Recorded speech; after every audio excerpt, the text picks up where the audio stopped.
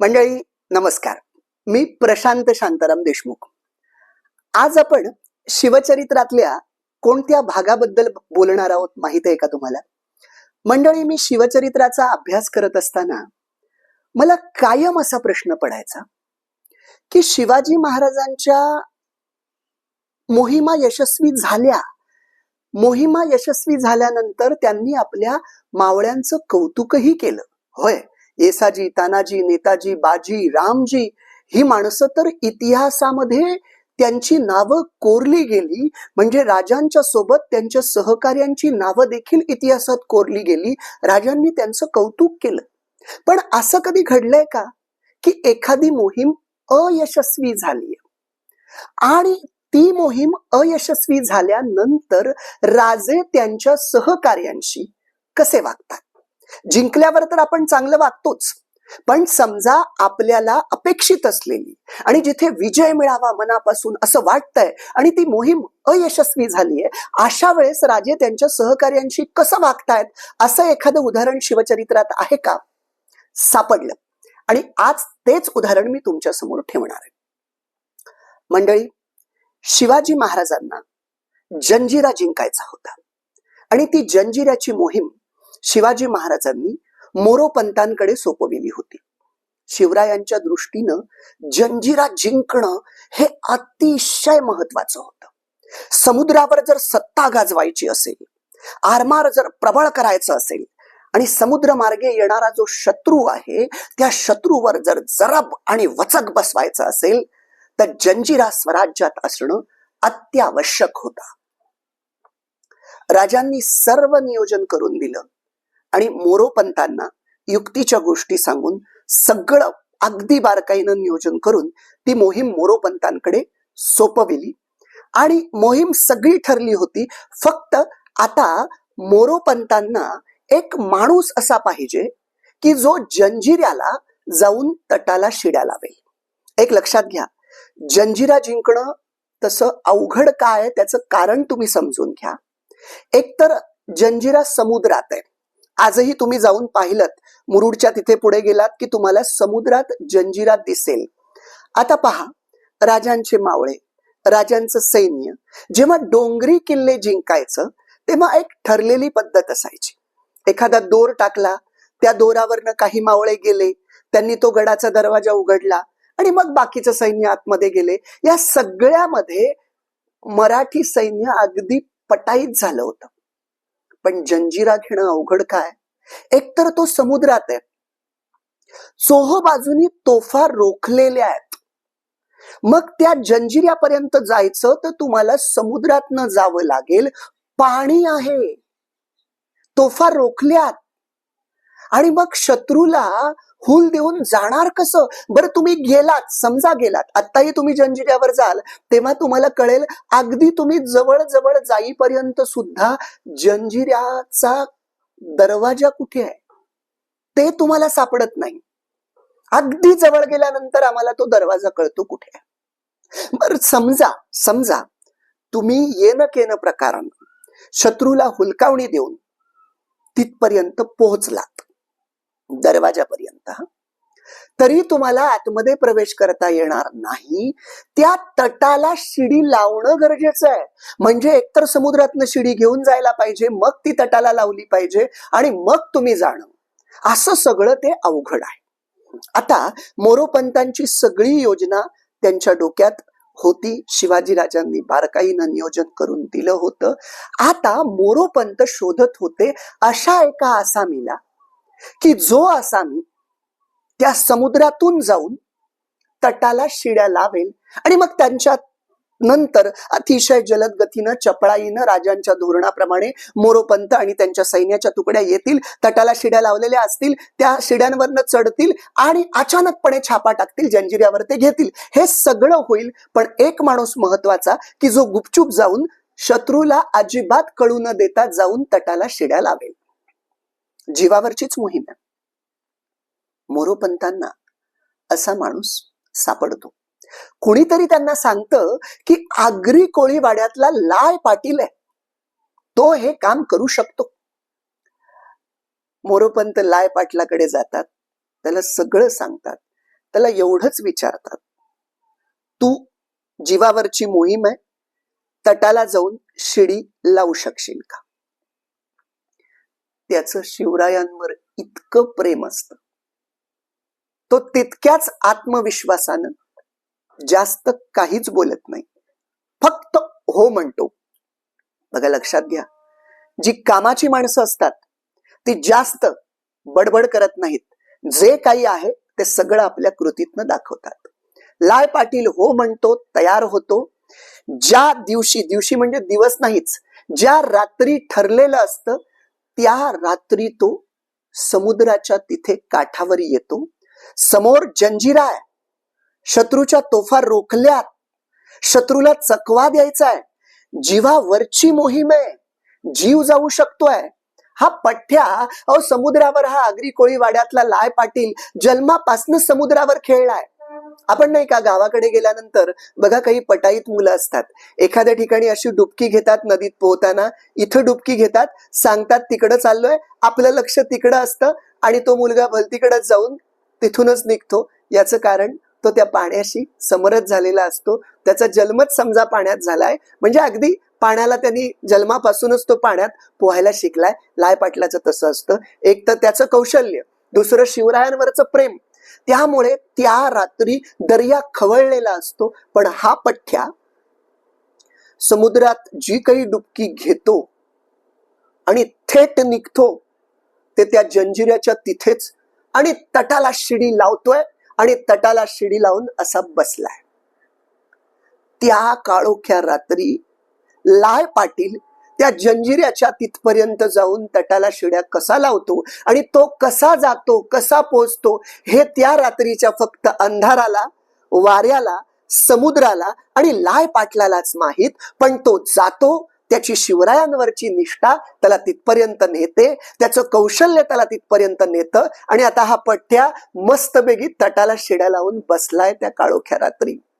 वरती गंमत बघा, शत्रूच्या तोफा अशा रोखल्यात आणि शत्रू असं दूरवर पाहतोय की कोणी आपल्याला चकवा द्यायला येणार तर नाही ना.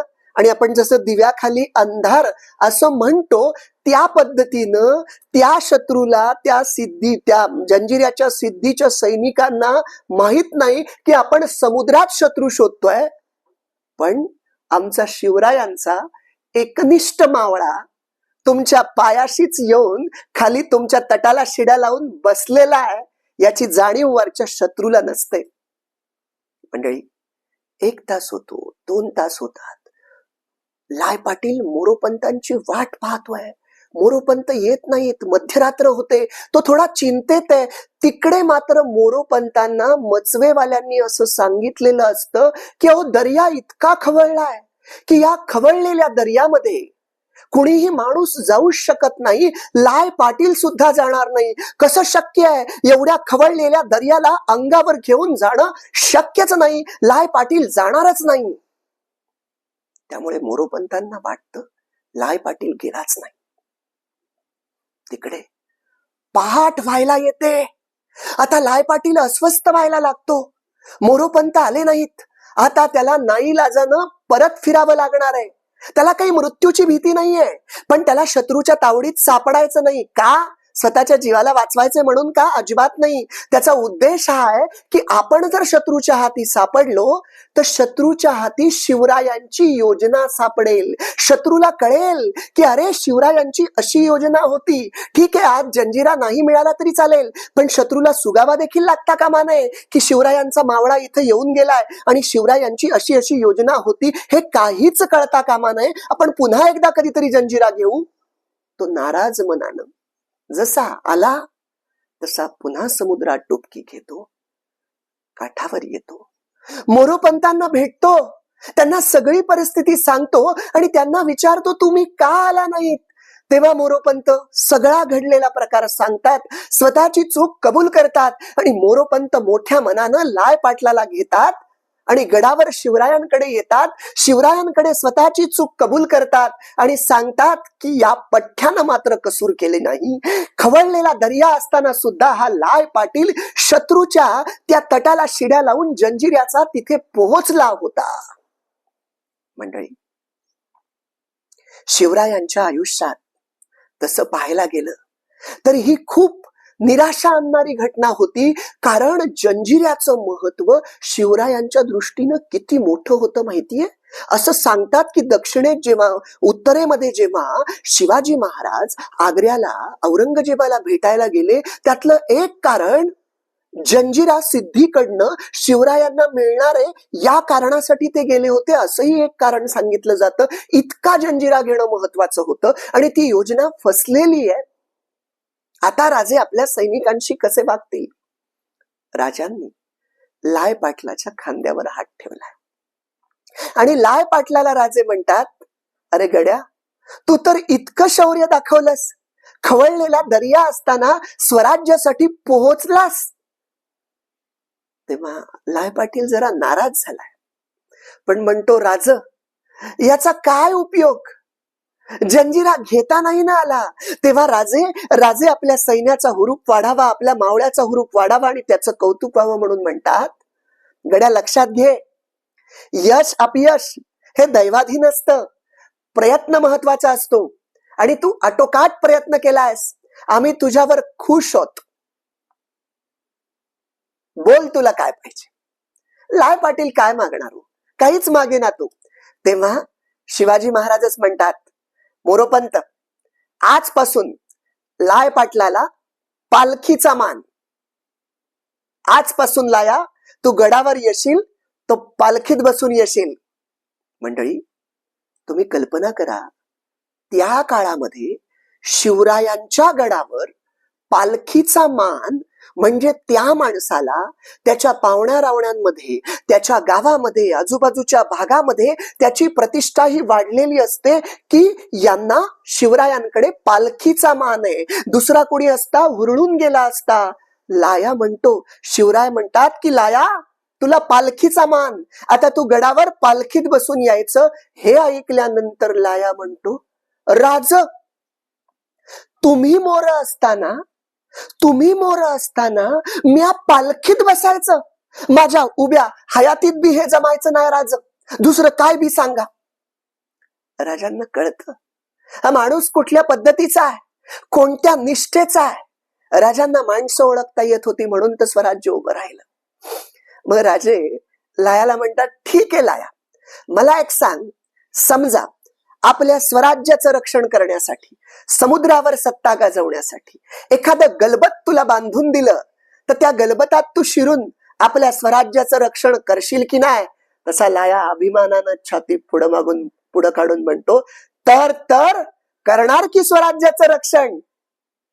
आता शिवाजीराजे मोरोपंतांकडे बघतात आणि म्हणतात, पंत, लायाला एक नामी गलबत बांधून द्या, त्याला समुद्रावर मुक्तपणे खेळू द्या, त्याला नामी गलबत लायाला बांधून द्या आणि त्या गलबताचं नाव पालखी ठेवा.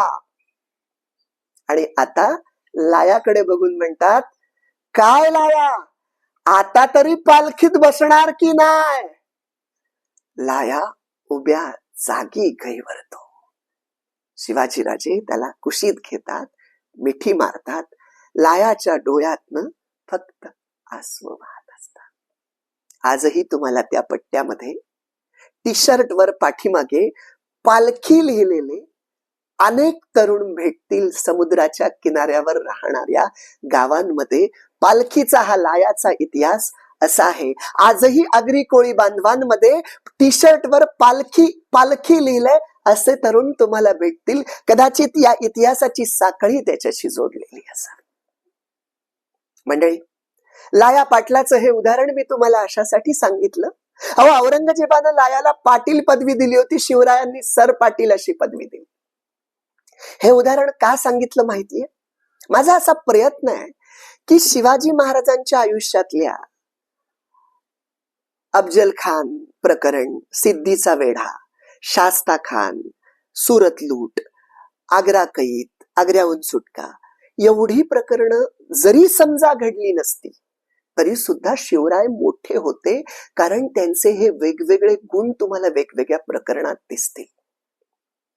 ही प्रकरणं अफजल खान, आग्रा, ही बाकीची ही जी मी उल्लेख केला ती प्रकरणं महत्वाची आहेतच, राजांचा कस त्यात लागलाय. पण बऱ्याच अशा घटना आहेत की ज्याच्यातनं राजे कळतात आणि अजूनही ते आपल्या समोर ती प्रकरणं, ती उदाहरणं आलेली नाहीयेत. म्हणून हे आज लायाचं उदाहरण तुमच्या समोर अशासाठी ठेवलं की यातनं आम्हाला शिवरायांचे कोणते 2 गुण दिसून येतात ते तुम्ही लक्षात घ्या आणि आम्हाला त्याचा अभ्यास केला पाहिजे. आमच्यामध्ये, आमच्या राजकारण्यांमध्ये ते उतरतात का याचाही विचार केला पाहिजे. कोणते 2 गुण? एक, राजकारण तेव्हाही होतं, राजकारण आत्ताही होतंय. आजही आम्ही पाहतो राजकारणामध्ये जातीचा, धर्माचा उपयोग हा आपापसात तेढ निर्माण करण्यासाठी केला जातो. राजांनी जातींचा उपयोग केलाय, पण कशासाठी? प्रत्येक जातीचं एक अंगभूत कौशल्य जातीनुसार त्या व्यक्तीमध्ये आलेलं असतं आणि त्या जातीच्या अंगभूत कौशल्याचा उपयोग शिवाजी राजांनी स्वराज्यासाठी केलाय. अगदी 12 बलुतेदार असतील, अनेक प्रकारच्या जाती आणि धर्मातली माणसं आहेत, त्यांच्याकडे त्यांच्या जातीनुसार, धर्मानुसार जी काही गुण त्यांच्यात आले त्या गुणांचा उपयोग राजांनी स्वराज्यासाठी केलाय. आता हा लाया आगरी कोळी समाजातला लाया. आगरी कोळी बांधवांमध्ये कोणते गुण असतात? आगरी कोळी बांधवांची आमची असलेली समुद्राच्या किनाऱ्यावरची, कोकणातली, विशेष करून रायगड, ठाणे जिल्ह्याच्या पट्ट्यातले हे आगरी कोळी बांधव मच्छीमारीसाठी समुद्रावर जातात. समुद्राशी त्यांचा अगदी जवळचा संपर्क येतो. अक्षरशः जन्मापासून ते समुद्रावर खेळत असतात. त्यामुळे समुद्राबाबतीतल्या कोणत्याही मोहिमा असतील तर त्या ठिकाणी समुद्रालगत ज्या जाती आहेत त्या जातींचा उपयोग स्वराज्यासाठी आणि चांगल्या गोष्टीसाठी केला पाहिजे हे राजांनी ओळखलं होतं. म्हणून जंजिरा घेण्याच्या मोहिमेमध्ये महत्वाची जबाबदारी आगरी कोळी समाजातील लाय पाटीलवर दिली होती. म्हणजे एक आम्हाला काय घेतलं पाहिजे? प्रत्येक जातीत असलेलं अंगभूत कौशल्य त्याचा उपयोग आपण समाजाच्या चांगल्यासाठी केला पाहिजे, समाजात भेद निर्माण करण्यासाठी नाही. हा एक गुण शिवरायांकडून शिकला पाहिजे. आणि दुसरा कोणता? आपण पाहतो, आपण जेव्हा आनंदात असतो, नेतृत्वाकडे काय असलं पाहिजे? जेव्हा आपण एखाद्या गोष्टीत यशस्वी होतो तेव्हा आपण आपल्या सहकार्यांचं कौतुक करतो. पण जेव्हा एखादी मोहीम अयशस्वी होते तेव्हा त्या अयशस्वीपणाचं खापर बरेच जण आपण आपल्या सहकार्यांच्या डोक्यावर फोडतात. पण राजांची भूमिका काय होती? अपयशामध्ये सुद्धा ज्यांनी कोणी प्रामाणिक प्रयत्न केलेला आहे त्याच्या प्रयत्नाचं कौतुक झालं पाहिजे. अपयशातील प्रयत्नाचं हे जे कौतुक आहे, हे कौतुक पुढच्या मोहिमेच्या वेळेस यश मिळवून देण्यासाठी आणि अधिक जोमानं त्या व्यक्तीला काम करण्यासाठी प्रेरणा देत राहील. याचा उपयोग जर आम्ही चांगल्या पद्धतीनं केला तर निश्चितपणे मंडळी आपण यशस्वी होऊ. जय शिवराय या पुस्तकामध्ये हेच उदाहरण, अपयशातील प्रयत्नांचे कौतुक अशा प्रकरणामध्ये हा लाया मी मांडलेला आहे. माझ्याकडून लिहिलं गेलेलं जे जय शिवराय पुस्तक आहे त्या पुस्तकातही या प्रकरणाचा उल्लेख आहे. ते पुस्तक तुम्ही नक्की वाचा. तुम्हाला हवं असेल तर ते अमेझॉनवर उपलब्ध आहे. आज आपण इथेच थांबणार आहोत, पण तत्पूर्वी तुम्हाला या उदाहरणाविषयी काय वाटतं? शिवरायांविषयी काय वाटतं? कुठल्या अजून भागांवर हे एपिसोड करणं आवश्यक आहे हे तुम्ही कमेंट मध्ये जरूर लिहा. तुमच्या सूचना आमच्यासाठी नक्कीच उपयोगाच्या आहेत. ज्या तुमच्या सूचना आम्हाला कृतीत आणता येतील त्याचा आम्ही नक्की उपयोग करू. आमचं चॅनल सबस्क्राईब करा. शिवरायांचा हा इतिहास या सोशल मीडियाच्या माध्यमातून तुम्ही जास्तीत जास्त लोकांपर्यंत पोहोचवा. अगदी तुमच्या आयुष्यातली 2 मिनिटं काढा आणि किमान 5 ग्रुपवर ही क्लिप शेअर करा. चांगल्या गोष्टीची साखळी आपण वाढवत नेऊ. आमच्याशी संपर्क करता यावा यासाठी माझा मोबाईल नंबर देऊन ठेवतोय. नमस्कार, मी प्रशांत शांताराम देशमुख. मोबाईल नंबर आहे 9822 650 280, 9822 650 280. जय शिवराय.